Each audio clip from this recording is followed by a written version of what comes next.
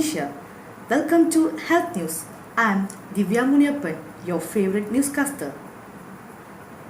Today's on headline: could a common blood thinner lower cancer risk?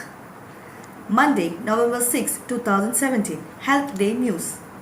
A pill widely taken to prevent heart attack and strokes may also guard against cancer, new research suggests. Warfarin is an inexpensive blood thinner. It's typically prescribed for patients whose leg arteries are prone to clots and for patients with the abnormal heartbeats called atrial fibrillation. Now, Norway investigators say it may also protect against any type of cancer and from prostate, lung, breast cancer in particular. Lower colon cancer risk was also reported, but only in people taking warfarin for AFib, according to the study. The findings don't prove that warfarin reduced the risk of cancer, cautioned lead researcher James Lawrence. This is an observational study using data on more than 1.25 million people 50 and older from Norway national registries and cannot prove a cause and effect relationship, said Lawrence, a professor of biomedicine at the University of Bergen in Norway. Among adults taking warfarin, however, fewer develop cancer compared with those not taking the drugs, Lawrence said. This study suggests there is something about warfarin that might reduce the risk of cancer, said Dr. Land, Deputy Chief Medical Officer at the American Cancer Society.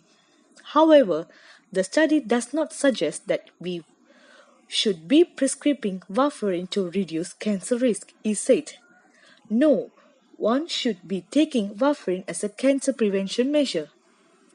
Dr. Len added that a healthy diet and exercise are better ways to prevent cancer than taking warfarin.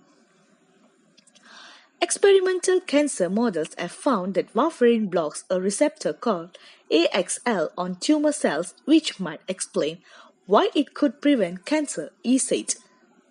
As many as 10% of adults in Western countries take warfarin, according to background notes with the study. As a blood thinner, warfarin works by blocking vitamin K, which is essential for clothing. But the drug is difficult to regulate, and then frequent blood tests needed to ensure that dose is high enough to prevent clotting, but not so high as to cause major bleeding. New drugs that don't need such careful monitoring, such as rivaroxaban and apixaban, have started to replace warfarin. Because these two drugs have a different mechanism of action, we not expect the same cancer protective effect as a warfarin, Lawrence stated. Rolf Bracking is a professor of surgery at the Center for Therapeutic Oncology Research at the University of Texas Southwestern Medical Center in Dallas. He hopes to see a trial testing warfarin in patients who have had cancer. The next step is demonstrating that a low dose of warfarin is safe and effective in preventing a return of cancer, he said. For the latest study, Lawrence and his colleagues collected data on warfarin use in cancer among Norwegians born between 1924 and 1954.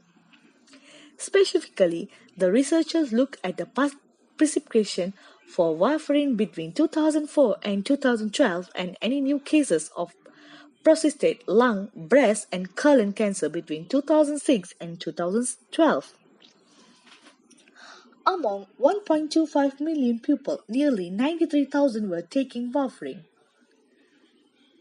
The study had some limitation because Lawrence did not collect information on another medication or risk factor. New cancer may have been recurrence of previous one. Also, warfarin prescription may be marketed for other factors that can help prevent cancer, they added. The report was published on November 6 in the journal.